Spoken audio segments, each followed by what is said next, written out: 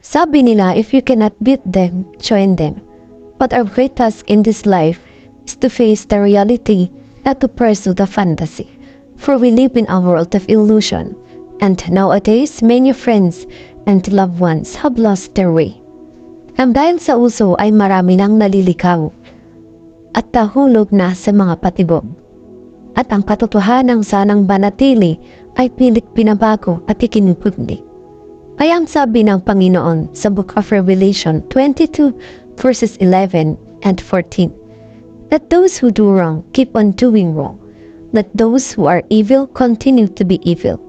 Let those who do what is right keep on doing what is right. And let those who are holy continue to be holy. For blessed are those who do his commandments, that they may have the right to the tree of life, and may enter through the gates in the city.